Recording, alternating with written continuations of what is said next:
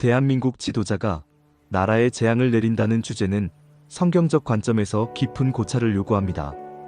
성경은 지도자의 도덕적, 영적 상태가 국가의 흥망성쇠에 지대한 영향을 미친다고 명확히 선언합니다. 구약 성경에는 이러한 원칙이 수많은 역사적 사례를 통해 입증되어 있습니다. 예를 들어 이스라엘의 아합 왕은 하나님의 말씀을 노골적으로 거역하고 바알과 아세라 같은 우상을 숭배하며 하나님의 선지자들을 무자비하게 박해했습니다. 그의 악하고 불의한 통치는 이스라엘에 3년 반 동안 극심한 가뭄과 기근이라는 재앙을 초래했습니다. 이는 단순히 자연적인 현상에 그치지 않고 지도자의 죄가 백성 전체에게 미치는 영적인 결과이자 하나님의 공의로운 심판이었습니다. 성경은 지도자의 역할이 단순히 행정적 능력을 발휘하는 것을 넘어 하나님의 뜻을 헤아리고 백성을 의로운 길로 인도해야 하는 중대한 영적 책임까지 포함한다고 강조합니다. 지도자가 하나님과의 관계를 올바르게 설정하지 못하고 자기 욕망이나 세상의 불의한 가치를 따를 때 그 결과는 필연적으로 국가와 백성에게 깊은 고통과 재앙으로 돌아오게 됩니다. 다윗 왕의 경우도 유사한 교훈을 줍니다. 그는 하나님께 순종하는 위대한 왕으로 칭송받았지만 자신의 군사력을 과시하려 했던 교만한 마음으로 인구조사를 감행했고 이로 인해 백성들에게 전염병이라는 무서운 재앙이 임했습니다. 이처럼 성경은 지도자의 개인적인 죄악과 그로 인한 국가적인 재앙 사이에 분명한 인과관계가 존재함을 일관되게 보여줍니다. 오늘날 대한민국 지도자들도 이러한 성경적 원칙에서 예외일 수 없습니다. 성경적 관점에서 볼 때 지도자의 결정과 행동은 단순한 정치적 행위를 넘어 영적인 의미를 지닙니다. 지도자가 하나님의 공의와 진리를 외면하고 부패와 불의를 용인하며 백성을 바른 길로 인도하지 못할 때 그 악한 행위는 국가적인 재앙의 씨앗이 될 수 있습니다. 이것은 하나님의 심판이 특정 정치 세력에 대한 편향된 견해가 아니라 보편적인 성경적 원칙과 공의에 따른 결과임을 의미합니다. 그러므로 지도자는 자신의 위치가 얼마나 중대한 영적 책임감을 수반하는지 깊이 깨닫고 항상 하나님의 뜻을 구하며 의로운 통치를 실행해야 합니다. 그래야만 국가와 백성이 하나님의 축복 아래 평안을 누리며 번영할 수 있을 것입니다. 지도자의 의로운 통치는 국가의 방패가 되고 불의한 통치는 재앙의 문을 여는 열쇠가 됩니다. 이 중대한 사실을 결코 간과해서는 안 됩니다. 성경적 관점에서 지도자의 악한 행위가 재앙으로 이어지는 근본적인 이유는 하나님의 공의로운 심판 원칙 때문입니다. 하나님은 우주 만물을 창조하시고 다스리시는 절대 주권자이시며 그분의 통치는 변함없는 공의와 무한한 사랑 위에 견고하게 세워져 있습니다. 따라서 지도자가 하나님의 뜻을 의도적으로 거스르고 불의를 행할 때 하나님은 이를 결코 좌시하지 않으시고 반드시 그에 합당한 결과를 허락하십니다. 이는 특정 시대나 특정 민족에게만 국한되는 이례적인 사건이 아니라 성경 전체를 관통하는 보편적이고 영원한 진리입니다. 구약 성경의 여러 예언서들을 심층적으로 살펴보면 이스라엘과 유다 왕국의 지도자들이 하나님을 떠나 우상 숭배와 극심한 사회적 불의를 자행했을 때 하나님은 끊임없이 선지자들을 보내어 그분의 심판을 경고하셨고 결국 이방 민족의 침략이나 장기간의 포로됨이라는 준엄한 재앙을 통해 그분의 공의를 명확히 드러내셨습니다. 바벨론의 느부갓네살 왕이 자신의 권력과 업적에 취해 교만함이 극에 달했을 때 하나님 앞에서 심판받아 잠시 동안 짐승처럼 살았던 사건도 지도자의 악한 마음과 교만한 행위가 어떻게 하나님의 직접적인 개입과 준엄한 심판을 불러오는지를 생생하게 보여줍니다. 신약 성경 역시 세상의 모든 권세가 궁극적으로 하나님께로부터 나왔음을 분명히 밝힙니다. 즉, 지상의 지도자들은 하나님의 위임을 받아 백성을 다스리는 자들이며 그에 대한 막중한 책임을 하나님 앞에서 지게 됩니다. 만약 지도자가 이 거룩한 위임을 남용하여 백성을 억압하고 불의를 행하며 하나님의 뜻을 거역한다면 그들은 하나님의 공의로운 심판을 결코 피할 수 없습니다. 재앙은 단순히 우연히 발생하는 불행이나 예측 불가능한 사고가 아니라 하나님께서 그분의 백성을 향한 깊은 사랑과 동시에 불의에 대한 준엄한 경고로 허락하시는 경우가 대부분입니다. 하나님은 때로는 악한 지도자를 통해 백성을 훈련하시거나 깊은 죄로부터 회개하고 돌이키게 하시는 도구로 사용하시기도 합니다. 또한 때로는 백성 전체의 죄악이 깊어져 하나님께서 그 죄에 상응하는 악한 지도자를 허락하시는 경우도 있습니다.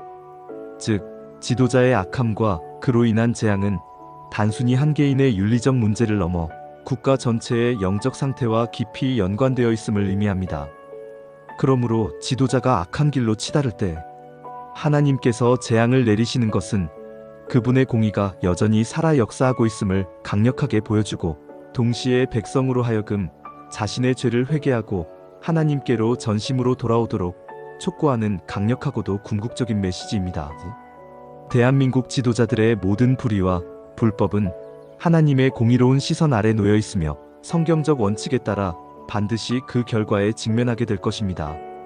이것은 피할 수 없는 진리입니다. 성경에서 지도자를 통한 재앙의 사례는 매우 다양하고 구체적으로 나타납니다.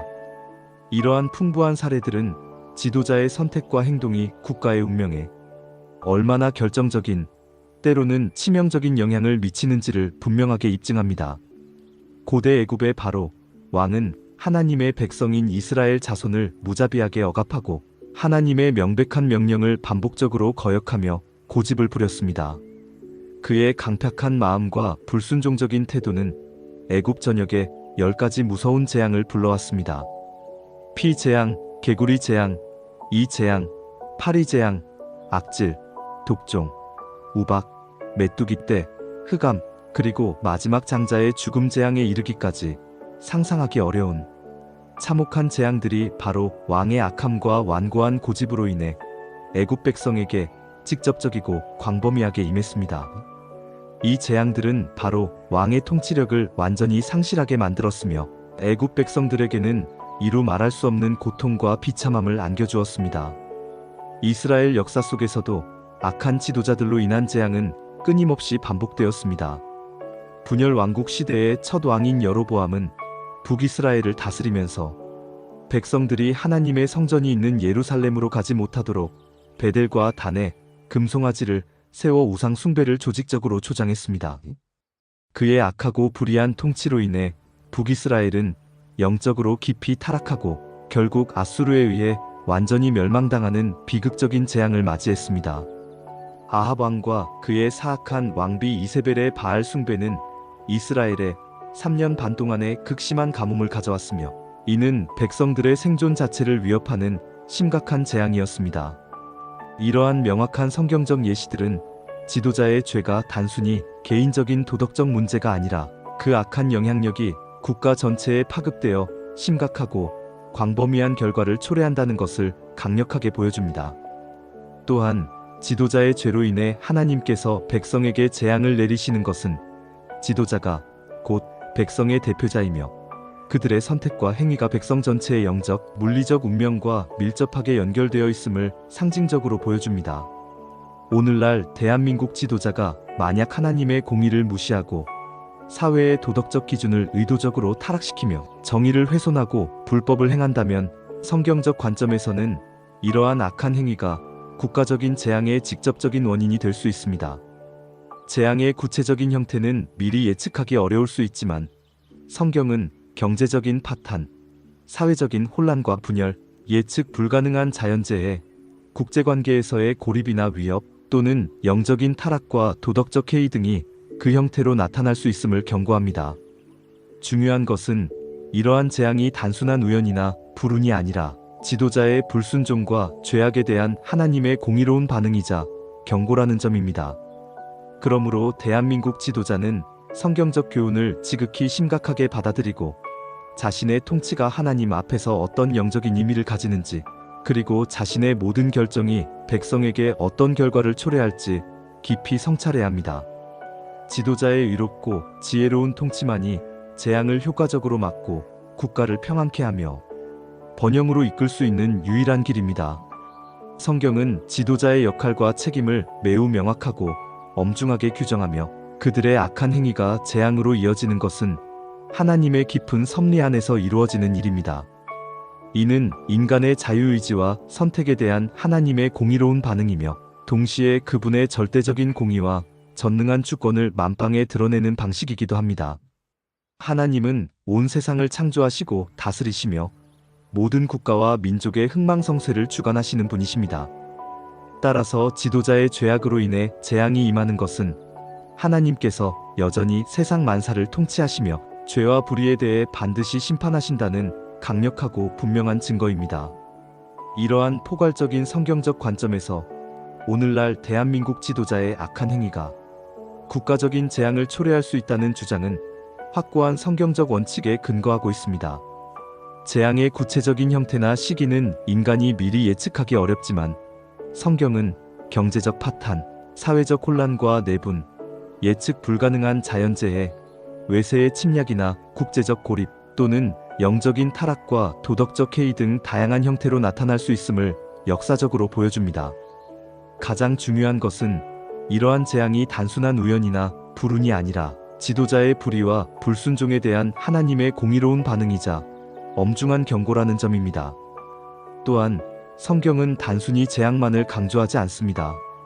오히려 재앙은 회개를 촉구하는 하나님의 자비로운 음성이자 기회이기도 합니다. 악한 지도자를 통해 재앙이 임할 때 백성들은 자신들의 죄를 깊이 성찰하고 하나님께로 전심으로 돌아올 영적인 기회를 얻게 됩니다. 구약 성경의 니느웨 성읍의 이야기는 악한 왕과 백성이 하나님의 준엄한 경고에 진심으로 순종하고 회개했을 때 하나님께서 약속된 재앙을 거두시고 구원을 베푸셨던 대표적인 사례입니다. 이는 오늘날 대한민국 지도자에게도 동일하게 적용될 수 있는 희망의 메시지입니다. 만약 지도자가 자신의 악한 행위를 진심으로 회개하고 하나님의 공의와 진리를 따른다면 하나님께서는 자비롭게도 재앙을 거두시고 국가에 다시 평안과 축복을 허락하실 수 있습니다. 그러나 만약 지도자가 계속해서 불의하고 완고한 길을 고집하며 하나님의 경고를 무시한다면 성경적 원칙에 따라 더 크고 준엄한 재앙이 임할 수 있음을 강력히 경고합니다. 이 모든 상황은 하나님이 이 땅의 모든 역사와 운명을 주관하시는 절대 주권자이심을 우리에게 분명히 상기시킵니다. 지도자는 자신의 권력이 백성으로부터 나온 것처럼 보일지라도 궁극적으로는 하늘의 하나님께로부터 위임받은 것임을 항상 깨달아야 합니다. 진정한 지혜와 성공적인 통치 능력은 세상적인 술수나 임시 방편에서 나오는 것이 아니라 오직 하나님을 경외하고 그분의 영원한 말씀을 겸손히 따르는 데서 비롯됩니다. 대한민국 지도자가 성경적 원칙에 따라 공의롭고 의로운 통치를 펼칠 때만이 국가와 모든 백성이 진정한 평안과 지속적인 번영을 누릴 수 있을 것입니다. 그렇지 않으면 성경이 수천 년 동안 일관되게 증언하는 재앙의 역사는 슬프게도 대한민국에서도 반복될 수 있음을 깊이 명심해야 합니다. 그러므로 지도자는 자신의 책임을 인식하고 하나님의 뜻을 따라 나라를 다스려야 합니다.